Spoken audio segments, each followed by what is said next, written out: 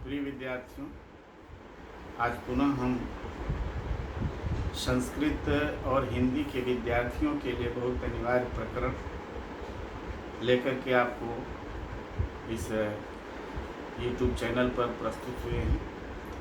आप सभी लोग उसको पढ़ेंगे, उससे लाभान्वित होंगे। अभी तक जो बच्चे जो लोग मेरे YouTube चैनल को सब्सक्राइब नहीं किए हैं वो सब्सक्राइब करें तथा साथ में बेल आइकन दबा दें, जिससे कि मेरे द्वारा अपलोड की गई जानकारी उनको तुरंत प्राप्त होती है। आज हम एक विषय जो हिंदी और संस्कृत दोनों में बहुत अनिवार्य है, बहुत समझने का विषय है, व्याकरण है, उसे जुड़ते हैं। संधि। संधि माने मिलना। जब दो वर्ण आपस में मिलते हैं और उनके मिलने से जो परिवर्तन होता है, उस परिवर्तन को संधि कहते हैं। संधि माने मिलना, किनका? वर्णों का मिलना, अक्षरों का मिलना। जो समीप दो अक्षर होते हैं, उनके मिलने से जो परिवर्तन होता है उसे संधि कहते हैं। जैसे रमाधन ईशा। रमा में म में आ है और आगे ई है, आधन ई बराबर ए। इसके नियम आगे मैं बताऊंगा। तो इसमें आ और ई मिल करके परिवर्तन हो गया, ए हुआ, यही संधि है। संधि के कुछ नियम हैं, उन नियमों को हम एक एक करके अपलोड करेंगे, आप लोग ध्यान से समझें। संधि के तीन भेद होते हैं। संधि के तीन भेद होते हैं। पहला स्वर संधि। स्वर संधि को संस्कृत में अच संधि भी कहते हैं, क्योंकि अच प्रत्याहार में सभी स्वर आते हैं। दूसरा है व्यंजन संधि। व्यंजन संधि को संस्कृत में हल संधि कहते हैं। और तीसरा है विसर्ग संधि। पहली संधि है स्वर संधि। स्वर संधि जिसका सीधा अर्थ निकल रहा है कि जहाँ स्वर मिलते हैं, दोनों तरफ स्वर वर्ण होते हैं। तो परिभाषा बन जाती है कि जब दो स्वर आपस में मिलते हैं और उनके मिलने से जो परिवर्तन होता है उसे स्वर संधि कहते हैं। जैसे पुस्तक धन आलय। पुस्तक क में अ है और आलय में आ है। अधन आ बराबर आ। यहाँ दोनों तरफ स्वर है। इन दोनों स्वरों के मिलने से अ और आ मिल करके आ हुआ है। तो यही आ जो हुआ है, यही परिवर्तन हुआ है, इसी को स्वर संधि कहते हैं। तो स्वर संधि में दोनों तरफ स्वर होते हैं। तो जब दो स्वर आपस में मिलते हैं, उनके मिलने से जो परिवर्तन होता है उसे स्वर संधि कहते हैं। स्वर संधि के कई भेद हैं, लेकिन कक्षा 9, 10, 11, 12 के पाठ्यक्रम में जो सबके लिए उपयुक्त है, अनिवार्य है, हिंदी और संस्कृत दोनों विषयों में मैं उन्हीं संधियों की चर्चा अपने वीडियो में करेंगे। तो पहला स्वर संधि का भेद है दीर्घ स्वर संधि। स्वर संधि का पहला भेद है दीर्घ स्वर संधि। इसका सूत्र है अकः सवर्णे दीर्घ। अकः सवर्णे दीर्घ, इसमें सूत्र ही इसका है, इसको समझने की जरूरत है। अक माने होता है अ, ई, उ, री। और ली भी आता है, लेकिन ली का कोई दीर्घ नहीं होता, इसलिए इस संधि से ली निकाल देते हैं। तो आप लोग समझें। अक माने अ, ई, उ, री। स माने समान। वर्णे माने वर्ण, अक्षर। आने पर दोनों मिलकर के दीर्घ माने बड़ा हो जाता है। अब परिभाषा आप समझें। अक के समान यानी अ, ई, उ, री के समान वर्ण आने पर दोनों मिलकर के दोनों आपस में मिलकर के दीर्घ हो जाते हैं, बड़ा हो जाता है। जैसे विद्याधन आलय। विद्या में आ है और आलय में आ है, आधन आ बराबर आ। तो दोनों तरफ समान स्वर हैं, आ और आ दोनों समान स्वर हैं।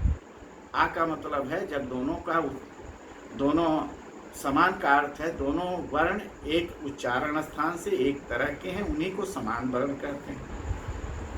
जैसे कप धन ईशा, प में ई है, छोटा ई और आगे बड़ा ई, छोटा ई धन बड़ी ई बराबर बड़ी ई हो जाती है, यहाँ कपीशा बन जाएगा। उदाहरण मैं अभी आपको अपलोड करूँगा, पहले मैं आपको 2 संधियाँ समझा लेता हूँ, एक साथ ही मैं लिख करके सभी संधियों का उदाहरण आप पोस्ट करूँगा, आप लोग देख लेंगे। परिभाषा भी मैं लिख करके अपलोड करूँगा, लेकिन आपको समझने के लिए कुछ विस्तार से मैं समझा रहा हूँ और लिख करके भी मैं पोस्ट करूँगा, आप सभी लोग पढ़ेंगे समझेंगे। तो इसी प्रकार से है ऊ का उदाहरण, जैसे बधु धन उत्सव, बधु में छोटा ऊ और बड़ा ऊ और छोटा ऊ बराबर बड़ा ऊ हो जाता है, बधुत्सव बनता है। इसका नियम का मतलब होता है कि ये कैसे हो गया। बधु माने छोटा, बधु में बड़ा ऊ और आगे छोटा ऊ बराबर बड़ा ऊ, यही नियम है, ये नियम है। तो इसी प्रकार से री में आता है मातृधन ऋणम, री धन री बराबर बड़ी री। तो इस प्रकार से दीर्घ संधि आप लोग समझ गए होंगे कि अ यू री के बाद समान वर्ण आने पर दोनों मिल करके बड़ा हो जाता है, वहीं पर दीर्घ संधि हो। दूसरी संधि है गुण स्वर संधि। गुण का मतलब होता है ए ओ अर अल, अ आ के बाद छोटी या बड़ी ई आने पर ए, अ आ के बाद छोटा या बड़ा ऊ आने पर ओ, और अ आ के बाद री आने पर अर, तथा अ आ के बाद री आने पर अल हो जाता है। ध्यान से समझें, इसको हम दूसरी तरह से आपको समझा रहे हैं। अ आ के बाद ई उ री आने पर क्रमशः ए ओ अर अल हो जाता है। जैसे देवधन इंद्र, देव में व में अ है, अ धन ई बराबर ए बन जाएगा, अ धन ई बराबर ए देवेंद्र बन जाएगा। देवधन ईशः, अ धन ई बराबर ए देवेशः बन जाएगा। रमाधन ईशः, आ धन ई बराबर ए रमेशः बनेगा। इसी प्रकार से महाधन उदय, आ धन उ बराबर ओ। इसी प्रकार से देवधन ऋषि, अधन री बराबर अर। इसी प्रकार से देवधन री का उदाहरण अ ए उ ओ री का उदाहरण देवर्षि बन जाएगा। देवधन ऋषि बराबर देवर्षि बनेगा। और ली आने पर अल हो जाता है, जैसे तव धन लिकार, अ धन ली बराबर अल, अ धन ली बराबर अल, तवल लकार बन जाएगा। इस प्रकार से इसका उदाहरण मैं अभी पोस्ट करता हूँ। तीसरी संधि है वृद्धि स्वर संधि। वृद्धि माने बड़ा, अ आ के बाद ए ओ औ, आ के बाद ए आने पर ऐ, तथा अ आ के बाद ओ आने पर अ हो जाता है। जैसे तत्र धन एव, तत्र त्र अ धन ए बराबर ऐ तत्रैव। सदा धन एव, आ धन ए बराबर ऐ। मत धन ऐक्यम, अ धन ऐ बराबर ऐ। इसी प्रकार से जल धन ओघ, ल में अ धन ओ बराबर औ, जलौघ। इसी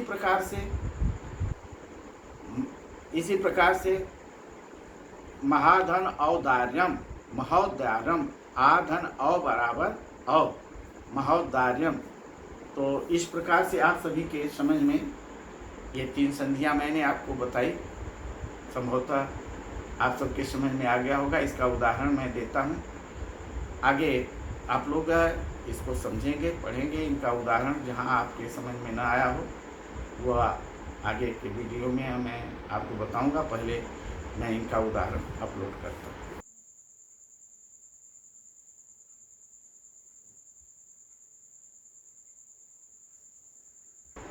अभी मैंने जो लोड किया हूँ उसमें संधि की परिभाषा, संधि के भेद, संधि के भेद के बाद स्वर संधि और स्वर संधि के भेद में दीर्घ स्वर संधि का उदाहरण अपलोड किया हूँ। आपको मैंने पढ़ा दिया है, बताया है, समझाया है। गुण और वृद्धि संधि, उसका भी उदाहरण, उसका नियम अब इसके बाद मैं लोड कर रहा हूँ। इसलिए बीच में मैं रोक दिया कि आप लोग अलग अलग समझें। अब आगे जो मैं अपलोड करूँगा उसमें इसी के साथ जोड़ता हूँ गुण संधि और वृद्धि संधि का उदाहरण और परिभाषा।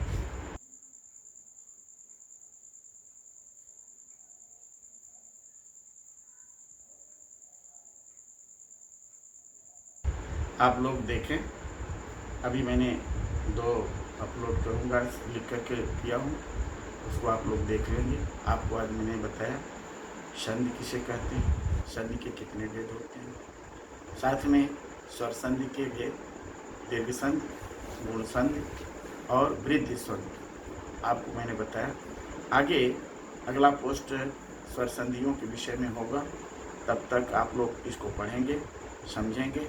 और जब अगला जो मैं पोस्ट करूँगा, अगला जो वीडियो होगा, उसके साथ मैं आपसे जानकारी चाहूँगा कि आप लोगों को जो मैंने पढ़ाया है, जो संधि बताया है, आप लोगों ने कितना समझा, कितनी आपको जानकारी हुई। अगर आपको समझने में कहीं कोई दिक्कत हो, कोई परेशानी हो, या मेरे वीडियो में आपको समझ में ना आता हो, या जो लिखा हुआ है उसमें कोई आपको समझ में ना आता हो, तो आप मेरे चैनल के कमेंट बॉक्स में जा कर के आप उस अपनी जिज्ञासा का समाधान पा सकते हैं। तुरंत पोस्ट करें, मैं उसका उत्तर दूंगा। आप से अगले वीडियो में जुड़ूंगा।